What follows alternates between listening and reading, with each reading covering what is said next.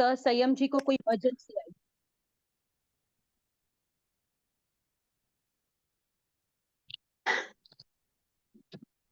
नमो अरिहन्ताणम् नमो सिद्धाणं नमो आयर्याणम् नमो वज्रायाणम् नमो लोये सवसाहूनम्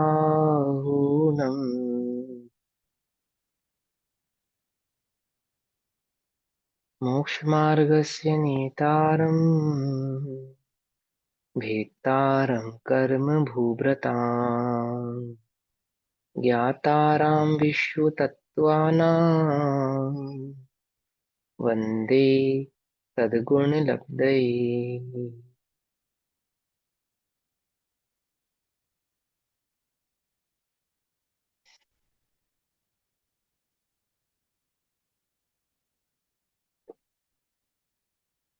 हमारी कक्षा का विषय चल रहा है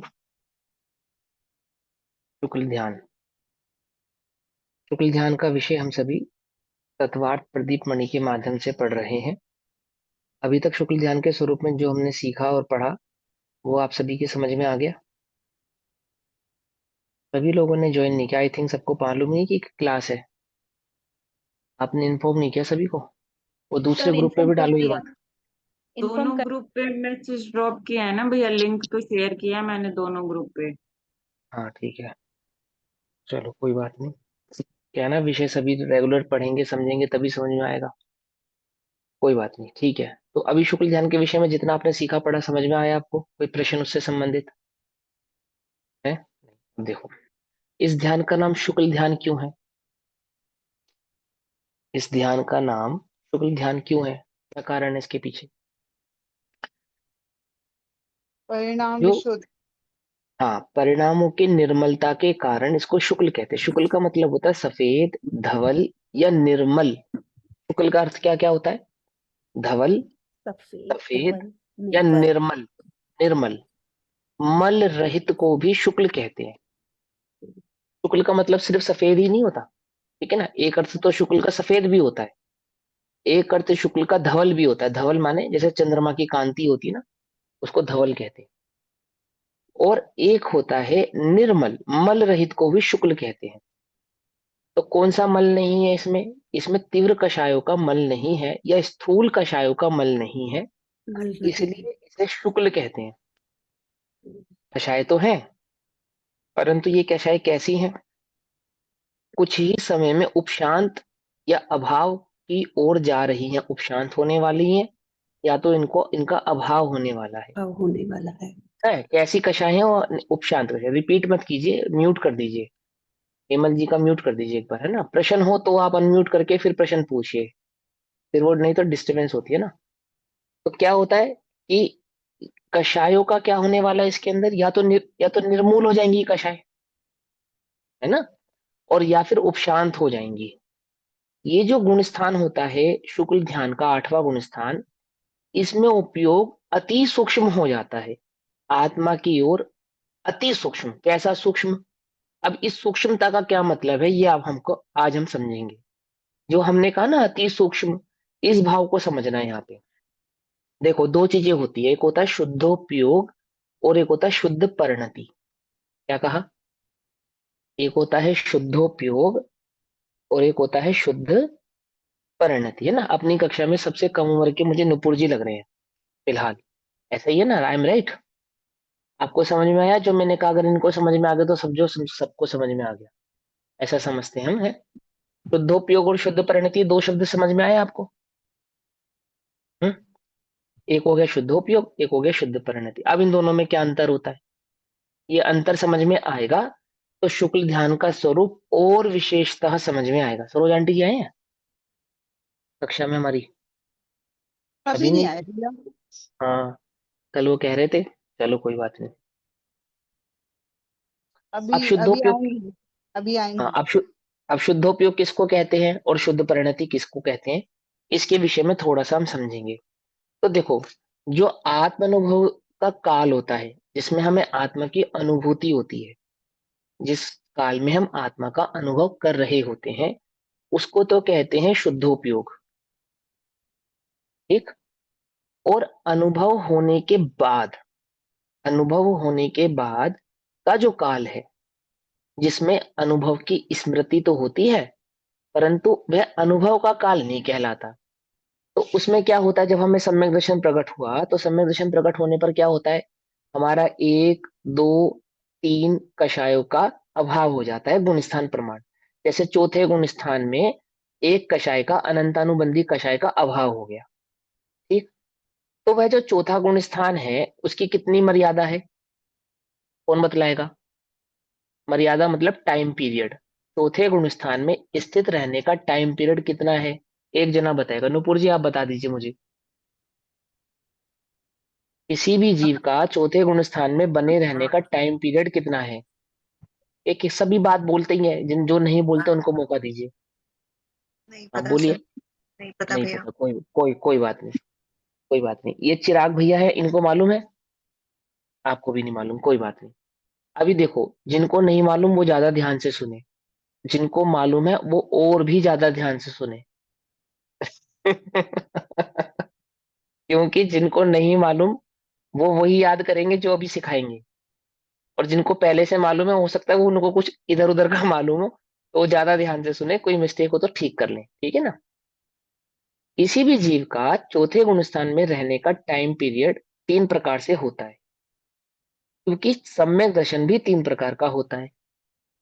उपशम सम्यक दर्शन, उपशम सम्यक दर्शन और छायिक सम्यक दर्शन। जब किसी जीव को उपशम सम्यक दर्शन होता है, तो उसका टाइम पीरियड एक अंतर मुहूर्त होता है, यानी कि 48 मिनट्स।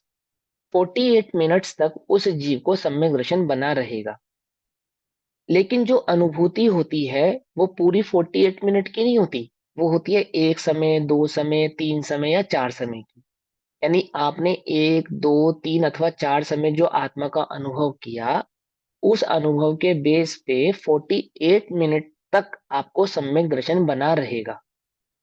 तो वो जो 48 मिनट तक आपको सम्यक दर्शन बना रहा, उसका नाम है शुद्ध परिणति।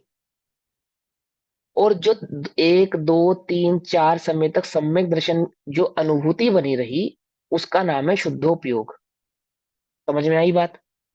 कषाय जब तक नहीं है और जितनी नहीं है, दो बातें। जब तक नहीं है और जितनी नहीं है, कषाय कितनी होती है? चिराग जी कषाय कितनी होती है आप बताइए। 4 होती है, वेरी गुड। अनंतानुबंधी, प्रत्याख्यान, अप्रत्याख्यान और संजुलन कषाय की बात चल रही है। क्रोध, मान, माया, लोभ कषाय की बात यहाँ पे नहीं चल रही है। ठीक है ना? तो अप्रत्याख्यान मान के चलिए अनंतानुबंधी कषाय नहीं है, तो अनंतानुबंधी कषाय के अभाव जितनी शुद्ध परिणति कहलाएगी। इसी प्रकार से अप्रत्याख्यान कषाय नहीं है, तो 2 कषाय चौकड़ी के अभाव जितनी शुद्ध परिणति कहलाएगी। और फिर अप्रत्याख्यान के बाद प्रत्याख्यान कषाय भी नहीं है, तो 3 कषाय अभाव जितनी शुद्ध परिणति कहलाएगी। मुनिराजों की शुद्ध परिणति कितनी है? ये 3 कषाय चौकड़ी के अभाव जितनी है। गृहस्थों की पंचम गुण स्थान वृत्ति की शुद्ध परिणति कितनी है? कि 2 कषाय चौकड़ी के अभाव जितनी है। और पहले चौथे गुण स्थान वृत्ति जीव की शुद्ध परिणति कितनी है? कि 1 कषाय चौकड़ी के अभाव जितनी है। Got it? इतना पॉइंट समझ में आ गया? ये तो क्या हो गई शुद्ध परिणति। और शुद्धोपयोग क्या हुआ?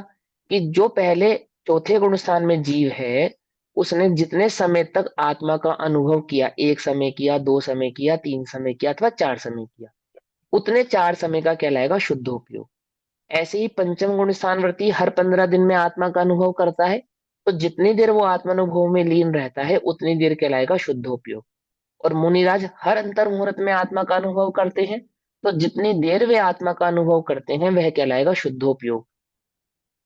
और 8वें गुण स्थान में आत्मा का अनुभव कैसा हो जाता है? कि 6ठे और 7वें गुण स्थान में जो कार्य एक अंतर मुहूर्त में होता है, वही 8वें गुण स्थान में जाने के बाद प्रति 2 मुहूर्त यानी प्रति 2 समय के बीच अंतराल में होने लगता है। हर दूसरे समय से तीसरे समय में आत्मा में उपयोग जाता है, बाहर आता है, जाता है, बाहर आता है, जाता है, बाहर आता है। 8वें से ऊपर के गुण स्थानों में जब तक केवल ज्ञान प्रकट नहीं होता, यही स्थिति बनी रहती है कि वहां 2 3 4 समयों के गैप में ही, मात्र 2 3 4 समय के गैप के अंदर अंदर बार बार आत्मा में अनुभूति होती है, बाहर आता है उपयोग, अंदर जाता है बाहर आता है। इस अंदर बाहर के स्फेयर में जो आत्मा का अनुभव का काल रहता है वह तो कहलाता है शुद्धोपयोग, और जो कषायों का अभाव जो रहा जितना जितना वह कहलाती है शुद्ध परिणति। पकड़ में आ गई बात? कंफ्यूजन तो नहीं है कोई? अब चूंकि 8वें गुण स्थान में जो शुद्धोपयोग है वो 6ठे और 7वें गुण स्थान के मुकाबले बहुत अधिक है, उसका जो समय है वो बहुत ज्यादा है, इसलिए वहां पे उपयोग भी बहुत अधिक सूक्ष्म रहता है। और इसीलिए 7वें गुण स्थान तक तो आहार भी होता है, विहार भी होता है, निहार भी होता है, परंतु 7वें गुण स्थान के बाद ना आहार होता है, ना विहार होता है, ना निहार होता है। मतलब मात्र निश्चल हो जाते हैं, प्रतिमावत हो जाते हैं, जैसे कोई प्रतिमा हो ऐसे प्रतिमा की तरह स्थित हो जाते हैं। कब तक? जब तक केवल ज्ञान प्रकट नहीं हो जाता तब तक के लिए। जो 8वें से ऊपर के गुण स्थान होते हैं और केवल ज्ञान प्रकट नहीं हुआ है तब तक के गुण स्थानों में जो काय योग होता है वो कैसा हो जाता है? प्रतिमावत हो जाता है, जैसे कोई प्रतिमा हो। जब वो 8वें गुण स्थान से नीचे आएंगे तब ही वे प्रतिमा योग को छोड़ेंगे। 8वें और उसके ऊपर के गुण स्थानों में प्रतिमा योग को छोड़ते नहीं है। क्यों नहीं छोड़ते? क्योंकि उपयोग बाहर ज्यादा देर ठहरता ही नहीं है, अधिक समय अंदर में यानी आत्मा में ही लगा रहता है, और इसीलिए वहां अंदर में अधिक समय लगे रहने के कारण बाहर के जो विकल्प हैं वो कैसे हो जाते हैं? नाम मात्र के रह जाते हैं। नहीं भी हो तो कहने में कोई बुराई नहीं। समझ में आई बात? एक क्या आ गया? शुद्धोपयोग, एक आ गई शुद्ध परिणति। ये शुद्धोपयोग और शुद्ध परिणति दो बातें समझ में आ गई, दो बातें समझ में आ गई, है ना? अब अब शुक्ल ध्यान के स्वरूप में हमने जो कल बातें समझी थी उनको एक बार हम रिपीट करते हैं ताकि हम अपने विषय को आगे ले जा सके। आज हमने दो चीजें सीखी, एक शुद्धोपयोग समझा, एक शुद्ध परिणति समझी। पहली बात, उत्तम सहनन वाले को 8वां गुण स्थान प्रकट होता है, 8वें गुण स्थान में ही शुक्ल ध्यान प्रकट होता है, उससे पहले शुक्ल ध्यान प्रकट नहीं होता। कुछ जीवों की ऐसी मान्यता है कि पंचम काल में भी शुक्ल ध्यान होता है, तो उसका निराकरण यहां हो जाता है कि पंचम काल में शुक्ल ध्यान होता नहीं है। क्यों नहीं होता? उसके नहीं होने के 3 कारण। पंचम काल में उत्तम सहनन नहीं होता, उत्तम सहनन नहीं होने के कारण पंचम काल में क्या नहीं होता? 8वां गुण स्थान नहीं हो सकता, 8वां गुण स्थान नहीं हो सकता इसलिए शुक्ल ध्यान भी नहीं हो सकता। और चौथी बात, यदि पंचम काल में हम शुक्ल ध्यान मानेंगे तो हमें पंचम काल में अंगों को भी मानना पड़ेगा कि द्वादशांग उपलब्ध है। क्यों? क्योंकि 8वें गुण स्थान में जो भी जीव जाते हैं वो ऑटोमेटिकली द्वादशांग के पाठी हो जाते हैं, अर्थात श्रुत केवली हो जाते हैं। क्योंकि पंचम काल में श्रुत केवली भी नहीं है। क्यों नहीं है? क्योंकि 8वां गुण स्थान नहीं है। 8वां गुण स्थान क्यों नहीं है? क्योंकि शुक्ल ध्यान नहीं है। और शुक्ल ध्यान और 8वां गुण स्थान क्यों नहीं है? क्योंकि उत्तम सहनन नहीं है। तो इन सब बातों को सीखने से इस बात का निराकरण हो जाता है कि कोई यदि ऐसा माने कि पंचम काल के में भी शुक्ल ध्यान का पहला पाया होता है तो यह बात उनको समझ लेनी चाहिए कि ऐसा होता नहीं। Point got it? समझ में आ गया ना? अब शुक्ल ध्यान के स्वरूप को पढ़ो। कौन पढ़ेगा? रीडिंग कौन करेगा? सर कल जहाँ हिमांशु भैया, एक क्वेश्चन है। आपने हाँ जी, जब ये पूछिए। डिस्कशन शुरू किया ना तभी आपने बोला कि 3 प्रकार के सम्यक दर्शन है, तो आपने बोला हाँ उपशम का समझाया हाँ, और कोई गुणस्थान बात नहीं, 4। दूसरा भी बता देता हूँ। उपशम सम्यक दर्शन होता है, एक क्षय उपशम सम्यक दर्शन होता है, एक छायिक सम्यक दर्शन होता है। उपशम सम्यक दर्शन के अंदर की जो टाइम पीरियड होता है उपशम सम्यक दर्शन का, वो 33 + 33 + 33 + 33, यानी कि 66 सागर प्लस 66 सागर, ये उसका टाइम पीरियड माना गया है किसी भी उपशम सम्यक दर्शन का मैक्सिमम टाइम पीरियड। जब हम किसी के टाइम पीरियड की बात करते हैं ना तो मैक्सिमम की बात करते हैं, मैक्सिमम है ये, ठीक है ना? आपको जैसे जर्नली पढ़ने में आएगा 66 सागर, लेकिन 66 + 66 सागर ऐसा वहां पे मिनिमम मतलब मैक्सिमम टाइम पीरियड माना गया है उपशम सम्यक दर्शन का। हाँ सरोज आंटी जी कुछ कहना चाहते हैं। क्षयोपशम सम्यक दर्शन का है ये काल। हाँ छह उपशम का ही तो, छह उपशम का मैंने उपशम उपशम कह का दिया है ना। है। हाँ हाँ। गलत कह दिया मैंने, छह उपशम का। उपशम का तो मैं आपको पहले बता चुका हूँ ना। हाँ उपशम में आपको बता ही चुका हूँ, एक अंतर मुहूर्त होता है। छह उपशम का 66+66 ऐसा रहता है। एक समय कम, एक या दो समय कम ऐसा कुछ है बीच हाँ में हाँ क्या? हाँ हाँ हाँ What कोई is बात नहीं वो तो। 66? Is it 68? 66 is 66 68. 66 सागर, 66 सागर, 66 यानी 66, ठीक है। अब 66+66 के गुणस्थान चक्कर में 4 में, गुणस्थान 4 हाँ of Shayopsham is हाँ 66 हाँ सागर. हाँ, किसी भी जीव का जब सम्यक दर्शन की बात चल रही है, किसी भी जीव के, उसका मिनिमम गुणस्थान तो चौथा ही होगा।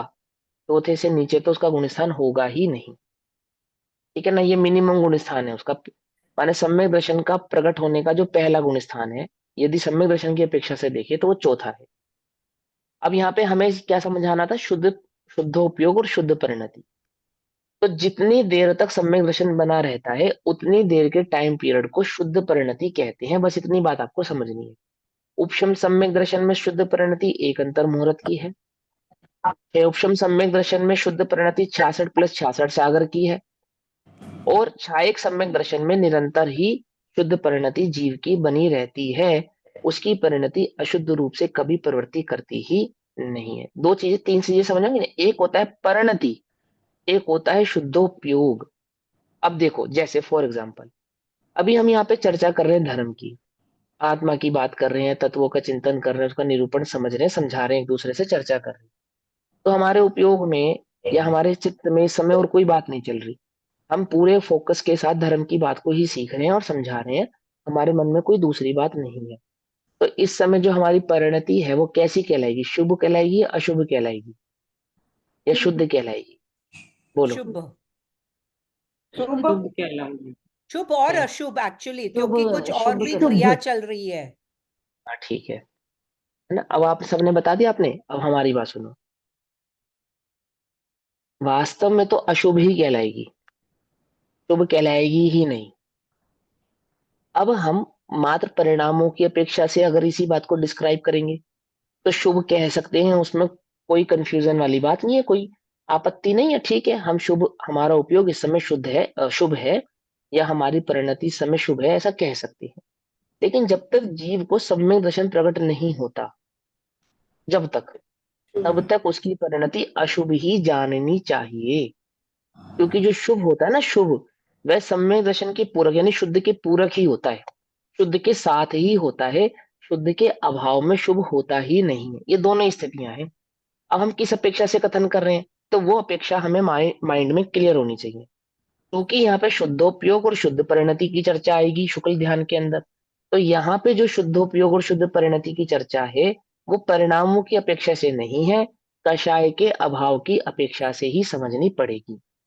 तो शुद्ध परिणति किसकी है, जिसको सम्यक दर्शन प्रकट हुआ है उस ही की है, और जिसको सम्यक दर्शन प्रकट नहीं हुआ है उसकी परिणति शुद्ध परिणति नहीं है, ठीक है ना। सम्यक दर्शन प्रकट होने के बाद परिणति में दो भेद आते हैं, शुद्ध के और शुभ के, शुद्ध के और शुभ के।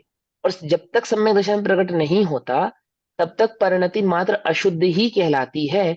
उस अशुद्ध परिणति में शुभ और अशुभ का जो भेद है वो व्यवहार से हमारे परिणामों के या लक्ष्य के आधार से कर दिया जाता है, अपेक्षा से समझाने के लिए कह दिया जाता है, परंतु होता नहीं है। क्यों नहीं होता, उसका क्या कारण है, उसके पीछे क्या लॉजिक है, आप ऐसा क्यों कह रहे हो भैया? उसके पीछे कारण ये है, ध्यान से समझना, कि जो चार घातिया कर्म होते हैं उन चार घातिया कर्मों में सम्यक दर्शन को प्रकट होने से पहले कोई अमेंडमेंट नहीं होता। उसमें जितना भी आश्रव होता है वो मात्र अशुभ प्रकृतियों का ही रहता है। और ये जो शुद्ध परिणति है ना, इसका सीधा सीधा संबंध आपकी चार घातिया कर्मों से है, अघाती कर्मों से इसका कोई संबंध नहीं है। समझ में आई बात? चार घाती कर्मों का जो आश्रव है, जो प्रकृति प्रदेश आदि जो बंध होते हैं वो अशुभ ही होते हैं। कब? जब तक जीव को मिथ्या दर्शन रहता है तब। सम्यक दर्शन प्रकट होने के बाद उसमें शुद्ध और शुभ के भेद पड़ते हैं, इसीलिए वहां पर जाके परिणति में शुद्ध और शुभ का भेद भी आता है। मिथ्या दृष्टि की परिणति को शुद्ध या शुभ कह देना, शुभ या अशुभ कह देना वो मात्र व्यवहार का कथन है, वास्तव में ऐसा होता नहीं है। समझ में आ रही है बात? कोई कंफ्यूज तो नहीं हो रहा इस बात से? इतनी बातें तो सबने सीखी होंगी ना। मुझे एक ही बात नहीं समझी कि हाँ। क्यों मिथ्या दृष्टि को हम्म। शुभ नहीं होता है, वो मुझे नहीं हाँ, समझा आपकी बात। घाती कर्मों की अपेक्षा से जो घातिया कर्म होते हैं ना, ज्ञानावरणीय, दर्शनावरणीय, हाँ, अंतराय और मोहिनीय, क्योंकि उसने दर्शन मोह का अभाव नहीं किया है, जब तक किसी जीव को दर्शन मोह का अभाव नहीं होता है तब तक घाती कर्मों में शुभ प्रकृतियों का आश्रय होता ही नहीं है। ये नियम है, समझे आप? ये नियम है, सिद्धांत है ये। उस सिद्धांत की अपेक्षा से यदि हम इस बात को समझेंगे तो ये बात हमारी समझ में आनी चाहिए कि हमारी परिणति में शुभ या शुद्ध का भेद कब तक नहीं पड़ेगा? जब तक मोहिनी का दर्शन मोह का अभाव नहीं होगा तब तक नहीं पड़ेगा। जब तक दर्शन मोहिनी का सद्भाव है तब तक घातिया प्रकृतियों में मात्र अशुभ प्रकृतियों का ही आश्रय होने से ये जो परिणति है ये अशुद्ध ही कहलाती है। हाँ, अब क्या प्रश्न है, पूछो। तो सर इन दैट केस अभी हम हमारी जो आज की हमारी जो हम जिस लेवल पर अभी है, हमको वो हाँ तो सम्यक ज्ञान तो हुआ नहीं है। तो हम कितना हाँ, भी अच्छा कुछ ज्ञान करे, मतलब ये जो स्वाध्याय करे या पढ़ाई कुछ भी करें। करे, हाँ हाँ तो हाँ वी आर दैट मीन्स कि हम अभी भी अशुभ ही है हाँ मतलब। हाँ, देखो अब इसका जवाब सुनो। ये तो अशुभ ही, परंतु अशुभ में भी भेद होता है, बहुत अशुभ और कम अशुभ। समझे? अशुभ में क्या भेद होता है? बहुत अशुभ और कम अशुभ। जब जीव आत्मा की बात को सीखता नहीं है, पढ़ता नहीं है, सुनता नहीं है, समझना नहीं चाहता, तब तो उसको जो अशुभ प्रकृतियों का आश्रय होता है वो मैक्सिमम 70 कोड़ा कोड़ी का होता है। अब 70 कोड़ा कोड़ी का मतलब क्या होता है? 70 करोड़ में 70 करोड़ का मल्टीप्लीकेशन देने पर जो भाव आता है उतने अशुभ परिणामों का आश्रय उस जीव को होता है जो आत्मा की बात से अति दूर है, जो कुदेव कुगुरु को शास्त्रों में ही संलग्न है, जो भोग उपभोग विषय कषायों में ही लीन है, और जिसको आत्मा की बात सुहानी तो छोड़ो कानों में भी पड़ती नहीं है। और जैसे जैसे जीव तत्व के स्वरूप के नजदीक जाता जाता है, जैसे जैसे नजदीक आता जाता है, वैसे वैसे वो 70 कोड़ा कोड़ी घटती चली जाती है। तो 10 कोड़ा कोड़ी, 20 कोड़ा कोड़ी, 5 कोड़ा कोड़ी, 1 कोड़ा कोड़ी और अंतर कोड़ा कोड़ी मात्र रह जाती है। तो अशुभ घटता जाता है। अशुभ घटने का मतलब ये नहीं है कि वहां पे शुभ बढ़ने लगता है, शुभ तो अभी आया ही नहीं, लेकिन जो अशुभ है वो घटने लगता है। पकड़ में ही बात? देखो अब मैं आपको एक चीज समझाता हूँ। हमारी बॉडी में प्लेटलेट्स होते हैं, प्लेटलेट्स होते हैं ना, तो और तो कोई बीमारी नहीं है शरीर के अंदर, लेकिन प्लेटलेट्स घट रहे हैं, बोलो क्या होगा? और तो कोई बीमारी नहीं है, लेकिन प्लेटलेट्स घटना ही अपने आप में एक बड़ी बात है। यही सबसे बड़ी बीमारी है। कुछ बात समझ में आ रही है ना? एक प्लेटलेट्स घटने से क्या हो रहा है? आपकी इम्यूनिटी घटती जा रही है। ऐसे ही वहां अशुभ प्रकृतियां जो घटती जा रही हैं, तो क्या हो रहा है? अशुभ प्रकृति का जो दम है, जो पावर है, वो कमजोर होती जा रही है। पकड़ में ही बात? किसी भी चीज को तोड़ने के लिए पहले उसे कमजोर करना पड़ेगा ना। कोई भारी भरकम मजबूत चीज को तोड़ने के लिए क्या करना पड़ेगा? कमजोर करना पड़ेगा। बिना कमजोर करे तो टूटेगी नहीं। पत्थर तोड़ना पड़ता है तो पहले उसमें निशान लगाना पड़ता है ना? ऐसे पेड़ काटते हैं तो लोग एक ही जगह पे बार बार बार बार बार बार कुल्हाड़ी से वार करते हैं। पत्थर काटते हैं आरी से तो, या लोहा काटते हैं तो एक ही जगह पे बार बार उसको क्या करते हैं? दारों दारेण आगे पीछे आगे पीछे आगे पीछे से चलाते हैं। तो बार बार ऐसा करने से क्या होता है? लोहा टूट जाता है ना। कब टूटता है? जब वो कमजोर पड़ने लगता है तो वहां से कटने लगता है। इसी प्रकार से जो मिथ्यात्व की प्रकृतियां हैं वो कमजोर होने लगती हैं। पहले वो कमजोर होती हैं फिर टूटती हैं। उनके कमजोर होने से शुभ आ जाएगा, शुद्ध आ जाएगा, ऐसा नहीं। शुद्ध या शुभ तो तभी आएगा जब वो टूट जाएगा। उनको तोड़ने का प्रोसेस है ये। तो जो आपने प्रश्न अभी किया कि फिर तो हम अभी अशुद्ध ही है, अशुद्ध तो है, लेकिन कैसा वाला अशुद्ध है? मजबूत अशुद्ध है या कमजोर अशुद्ध है? बोलो। मजबूत कमजोर। अशुद्ध, हाँ कमजोर। और जब ये अशुद्ध कमजोर होगा, कमजोर होकर ही टूटेगा। मोह कमजोर होकर ही टूटेगा। मोह मजबूत रहेगा तो नहीं टूटेगा। मोह पहले कमजोर होता है फिर टूटता है, भ्रम पहले कमजोर होता है फिर टूटता है, मिथ्या तो पहले कमजोर होता है फिर टूटता है। ऐसे ही आपको अपना गुस्सा एंगर कंट्रोल करना है ना, कषाय कंट्रोल करनी है ना, कैसे करोगे? पहले कमजोर होंगी फिर टूटेंगी। आप सोचो कि मैंने आज सीखा आज ही टूट जाएंगी, ऐसे कैसे टूट जाएंगी? उनके ऊपर वर्क करना पड़ता है, काम करना पड़ता है कषायों के ऊपर, फिर वो कमजोर होती हैं। कमजोर होती हैं धीरे धीरे, फिर एक समय आता है जब वो टूट जाती है। और आपको लगे कि अभी तो मेरा कुछ हो ही नहीं रहा, कुछ कैसे नहीं हो रहा, कमजोर हो रही है वो। पहले तो आप सोचते भी नहीं थे कि मुझे तो गुस्सा छोड़ना है, कम से कम अभी आप सोचते तो हो मुझे गुस्सा छोड़ना है। पहले तो आप सोचते ही नहीं थे कि मुझे कषाय नहीं करनी, अभी आप सोचते हो कि मुझे कषाय नहीं करनी। पहले आप गलती करते थे और स्वीकार भी नहीं करते थे कि मैंने गलत किया। अब गलती करते हो तो अंदर में ये फील करते हो यार मुझे नहीं करना चाहिए था, गलत हो गया। क्या हो रहा है? कमजोर हो रहा है। और बार बार ऐसा करने से वो एक दिन इतनी कमजोर हो जाएंगी कि टूट जाएंगी, खत्म हो जाएंगी। पकड़ में ही बात नहीं? पकड़ में आज ही हो जाएगा काम, आज ही नहीं होगा, धीरे धीरे होगा। हाँ बोलिए। सर मतलब तब इसका तक मतलब ये तो है कि जब दोनों बात हमारा करते ये रहेंगे ना। एक एक करके भैया, एक एक करके। हाँ बोलिए मीतू तब जी जब तक बोलिए। हमारा रखी जी। ये जब ये हमारा टूटेगा उसके बाद हमारा शुभ आश्रव आएगा, मतलब उससे पहले हमारा शुभ आश्रव नहीं आता है, मतलब जो घाती होता में, है घाती में, घाती में, घाती में घातियों ही, में हाँ। शुभ प्रकार, घातीय प्रकृतियों में शुभ आश्रव कब तक नहीं होते? जब तक दर्शनमय का अभाव नहीं होता तब तक नहीं होता।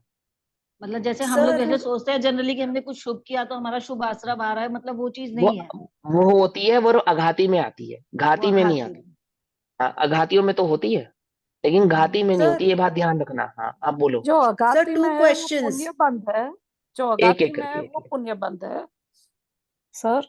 हाँ हाँ हाँ हाँ हाँ जो बोलिए। अगाती में है वो पुण्य बंध है, अघाती में पाप और पुण्य दोनों का बंध होता है। दोनों।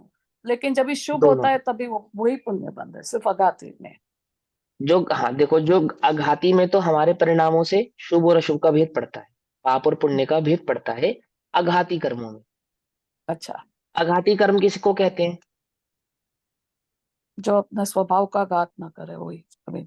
हाँ अब जो मेरा घात नहीं कर रहा वो शुभ हो चाहे अशुभ, उससे क्या फर्क पड़ रहा है? जो जिसने मेरा कुछ बिगाड़ा ही नहीं, हम्म, उसमें शुभ आ भी जाए या अशुभ जाए, उससे क्या फर्क पड़ेगा? फर्क तो वहां से पड़ेगा ना जो मेरा कुछ बिगाड़ रहा है।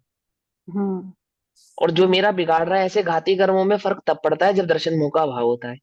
तो पहले मुझे क्या करना चाहिए? दर्शन मोह का अभाव पहले करूं या पहले आघाती को संभालूं? किसको संभालूं? हम्म। बोलो। घाती को। पहले तो दर्शन मोह दर्शन का, मुख घाती को हाँ संभालना। क्यों? पहले में पहला काम तो मेरा यही है ना कि मुझे दर्शन मोह का अभाव करना चाहिए। क्यों करना चाहिए दर्शन मोह का अभाव मुझे? क्योंकि वो ही मेरा बिगाड़ कर रहा है, उसी के कारण मेरी जो मेरा घात कर रहा है, पहले मैं उससे बचूंगा ना, हम्म, पहले मुझे उससे बचना चाहिए। इसीलिए जैन दर्शन की परिपाटी है, सबसे पहले सम्यक दर्शन प्रकट करो, उसके बाद कुछ करो। हम्म। समझे आ गया बात? ये परिपाटी है जैन दर्शन की। आगे अब आप दो प्रश्न खोज क्या है स- नंद जी के, वो हाँ बताइए। सर, मेरे को दो पूछना था।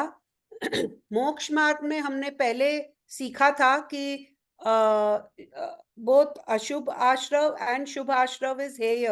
So how does that fit into what you're explaining? अभी And the तो बताया। second thing is Ashuddha is Ashubh and Shubh Asrav is what Ashuddh देखो Asrav अभी अभी is. सुनो सुनो, अभी बताया ना, अभी समझाया ना कि जो घातियां हैं उनमें तो अशुभ ही है, उस अशुभ को अशुद्ध भी घाती कहो। से तो अशुभ ही होता है आश्रव. अब बस। और अघाती में शुभ और अशुभ दोनों होते हैं, हाँ दोनों होते हैं। वो सम्यक दर्शन के बाद भी रहते हैं, वो मिथ्या दर्शन के समय भी रहते हैं। हाँ आघाती हाँ कर्मों में आने वाले जो शुभाशुभ आश्रम है, वो सम्यक दर्शन के समय भी होंगे, वो मिथ्या दर्शन के साथ भी होंगे। हाँ ठीक है ना? लेकिन जो मूल प्रभाव यानी जो मेन जो प्रभाव पड़ता है, वो घाती की अपेक्षा से पड़ता है। और घाती में जो राइट. शुभाशरव होता है, वो तभी होता है जब दर्शन मोह का अभाव होता है। ठीक। अब जितना जितना कषाय का अभाव हो गया उतना उतना तो शुद्ध होता है, जितना जितना कषाय का अभाव हो गया उतना उतना कहलाता है शुद्ध, जिसको कहते हैं शुद्ध परिणति। समझ में आई बात? और जितनी जितनी कषाय रह जाती है उसमें होता है शुभ और अशुभ। समझ में आई बात? जितनी जितनी कषाय रह जाती है उसमें क्या हो जाता है? शुभ और अशुभ दोनों। शुद्ध किसको कहना? कषाय जितनी अभाव हो चुकी है, जितनी कषाय मिट चुकी है, उतना उतना शुद्ध जानना। उस शुद्ध का नाम यहाँ पे शुद्ध परिणति है, जो अभी आप शुक्ल ध्यान के स्वरूप में पढ़ने वाले हैं। ठीक, हाँ बट सर तत्वार्थ सूत्र के चैप्टर आश्रव चैप्टर में हमने सीखा था कि देर इज ओनली पाप आश्रव विथ घाती कर्म, there is no such thing as पुण्य आश्रव विथ घाती कर्म, but this what I am hearing you say right now sounds conflicting to me. भैया इसमें कॉन्फ्लिक्ट वाली कोई बात ही नहीं है। घातिया कर्मों के अंदर मिथ्यात की अवस्था में मात्र अशुभ का आश्रव होता है, यही तो हमने कहा। उसमें आपने जो बोला वही बात हम कह रहे हैं। लेकिन सम्यक दर्शन प्रकट होने के बाद क्या होता है? शुभ प्रकृतियों का आश्रव होता है या नहीं होता है? बोलो भैया, कौन कितनी अशुभ प्रकृतियों का बंध घाती रुक का जाता है और शुभ शुभ कैसे प्रकृतियों? होगा? घाती कर्म का शुभ कैसे होगा? बोलो भैया, कितनी प्रकृतियों का आश्रव शुरू होता है? सम्यक तो होने अरे पर बोलो, 41 प्रकृतियों का आश्रव रुक जाता है ना भैया। कौन कौन सी 41 प्रकृतियां रुक जाती हैं? अशुभ 41 प्रकृतियां रुक जाती हैं। कौन कौन सी प्रकृतियां रह जाती हैं? शुभ शुभ। प्रकृतियां रह जाती हैं। बट ठीक है ना? घाती कर्म में शुभ क्या है?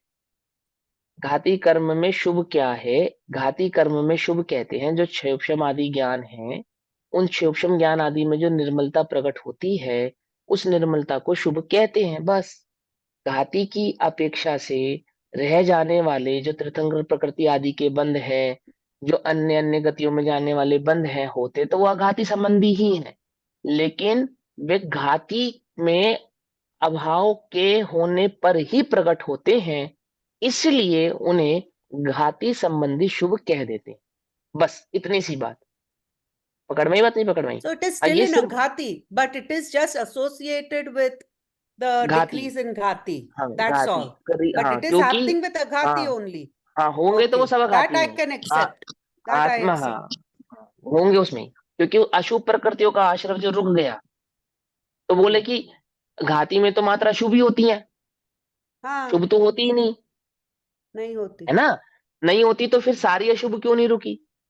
क्योंकि जिन्हें अशुभ माना जाता है वे रुक जाती हैं, और जिन्हें शुभ माना जाता है वे नहीं रुकती हैं। एक्चुअल में ना देखो, Of, is it देखो Ashubh of Vedaniya ka Ashubh of Aghati that is रुक गई? नहीं, अघाती, अघाती में तो शुभ प्रकृति और अशुभ प्रकृति दोनों का आश्रम रहेगा। जैसे फॉर एग्जांपल मैं समझाता हूँ, एकदम सिंपल सिंपल सी बात है। स्त्री पर्याय का आश्रम रुक जाता है, नपुंसक पर्याय का आश्रम रुक जाता है, तो स्त्री नपुंसक नरक आदि पर्यायों का आश्रम रुक जाता है, देव मनुष्य और भोगभूमि आदि का रहता है। तो देव मनुष्य भोगभूमि आदि को शुभ माना, बस इतनी सी बात है। स्त्री नरक और पशु तिर्यंच आदि गतियों को अशुभ माना। ठीक है ना? But तो all वो, that is from Nam Karma. हाँ नाम का वो तो मैंने Aghati आपसे बोला ही कर्म। ना, अभी समझा तो दिया। क्योंकि वो एसोसिएटेड है किसके साथ? घाती के साथ, इसीलिए वहां पे शुभ है, ऐसा हम कह सकते हैं। नहीं मानने में ऐसी कोई आपत्ति नहीं है, सिर्फ समझाने की अपेक्षा से है, समझाने की अपेक्षा से। ठीक है ना? हाँ, अभी आगे बढ़ते हैं। क्योंकि हम कर्णानुयोग का कथन कर रहे हैं ना, तो कर्णानुयोग में जितनी भी बातें होंगी सब निमित्त नैमित्तिक रूप से होंगी। अब ये निमित्त नैमित्तिक कथनों को जब तक हम अच्छे से माइंड में सेट नहीं करेंगे, तब तक हमें आगे आने वाली बात समझ में नहीं आएगी। अब हमें दो बातें यहाँ पे समझनी थी, एक शुद्ध परिणति, एक शुद्धोपयोग। तो शुद्ध परिणति और शुद्धोपयोग तो सभी की समझ में आ गया होगा जहां तक मैं जानता हूँ। ऐसा तो नहीं किसी को कोई कंफ्यूजन रह गया? जो कषाय नहीं है उसको कहते हैं शुद्ध परिणति, और जो आत्मानुभूति का काल है उसको कहते हैं शुद्धोपयोग। आत्मानुभूति का काल कितना रहता है? जब तक जीव छद्मस अवस्था में है वो 2 4 5 समय तक का ही रहता है, उससे अधिक का होता नहीं है। ठीक है ना? अब शुक्ल ध्यान के स्वरूप को पढ़ना शुरू करो, सर स्टार्टिंग से कल पढ़ना। अच्छा, वापस कल का भी रिपीट हाँ करूं? हाँ, आप कल का ओके भी रिपीट करो, जिनको नहीं समझ में आएगा। अब मैं जहां पे स्टॉप बोलूं वहां पे रुक जाना, बोलो। सभी लोग ओके। म्यूट कर लो, ध्यान से एक जना बोलेगा, बोलिए। आदि के दो शुक्ल ध्यान शुद्ध केवली के होते हैं। बस रुकिए, इतनी बात सबको समझ में आ गई? आदि के शुक्ल ध्यान श्रुत केवली के होते हैं, ये कल हमने क्लियर कर दिया था। आगे च शब्द से धर्म ध्यान भी ले लेना चाहिए। रुक जाइए। तात्पर्य च यह शब्द से धर्म ध्यान का ले लेना चाहिए का मतलब क्या है? कि जिनको शुक्ल ध्यान होता है उसमें धर्म ध्यान इंक्लूड ही रहता है। ऐसा नहीं है कि धर्म ध्यान छूट गया और मात्र शुक्ल ध्यान हो गया। धर्म ध्यान शुक्ल ध्यान का ही पार्ट समझना चाहिए, जो शुक्ल ध्यान के अंदर जाके मर्ज हो जाता है, इंक्लूड हो जाता है। ठीक है ना? आगे पढ़िए। तात्पर्य यह है कि श्रुत केवलियों को धर्म ध्यान भी होता है। हाँ, तात्पर्य यह है कि श्रुत केवलियों को धर्म ध्यान भी होता है। ये क्यों मानेंगे हम? इसका रीजन है क्योंकि जो शुरू के 2 ध्यान हम पढ़ने वाले हैं ना, शुक्ल ध्यान, उसका जो लगभग लगभग जो उसका संबंध है, को रिलेट है, वो धर्म ध्यान से ही है, लगभग लगभग। और कैसे है वो भी मैं आपको समझाऊंगा, आगे पढ़िए।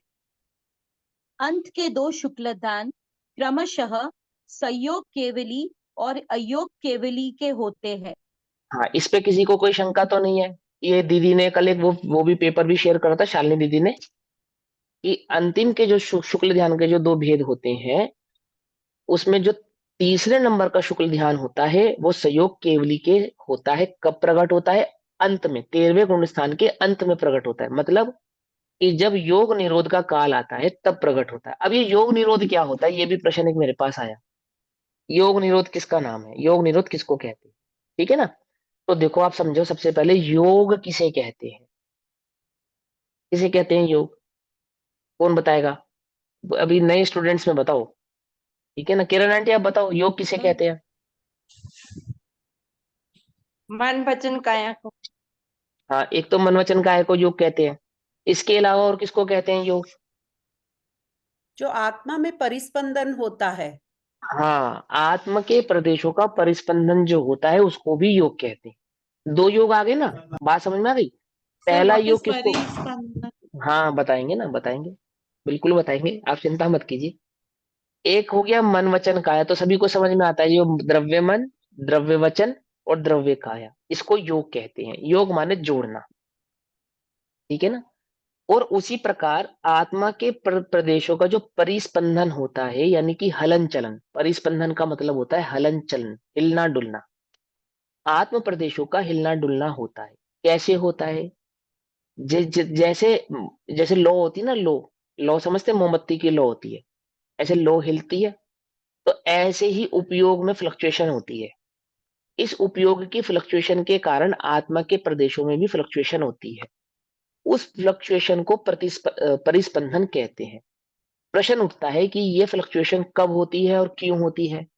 कि ये फ्लक्चुएशन जितनी कषाय होती है उतनी फ्लक्चुएशन होती है। क्या कहा?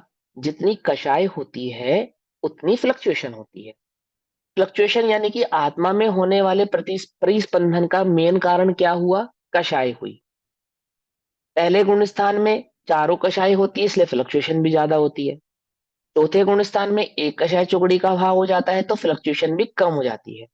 और ऐसे ही जैसे जैसे गुण स्थान बढ़ता है, वैसे वैसे आत्म प्रदेशों का जो फ्लक्चुएट होना है वो भी क्या हो जाता है? घटता जाता है, कम होता जाता है। इस फ्लक्चुएशन का नाम है प्रतिस्पंदन, परिस्पंदन। अब क्या ये परिस्पंदन मात्र कषायों के कारण ही होता है? ये प्रश्न है। क्या ये परिस्पंदन मात्र कषायों के ही कारण होता है, अन्य किसी कारण से नहीं होता? ये प्रश्न है। कोई उत्तर देगा इसका? कौन कौन आया हमारी कक्षा में? नेहा दीदी आए हैं? नेहा दीदी नहीं आया। हमारे चलो, हिलने डुलने नहीं बोलने आएगी। चलने से भी होता है। हाँ, हमारे हिलने डुलने चलने से भी होता है। Very good. और किन किन कारणों से होता है? उपयोग बाहर में रहेगा तो उसके लिए।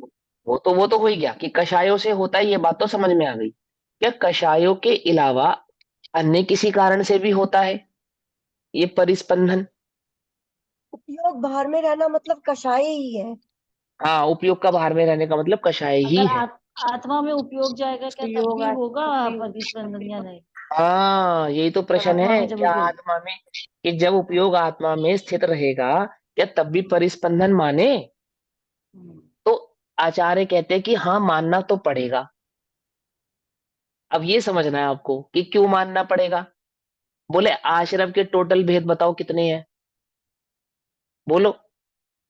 तो आश्रम के टोटल 5 भेद हैं।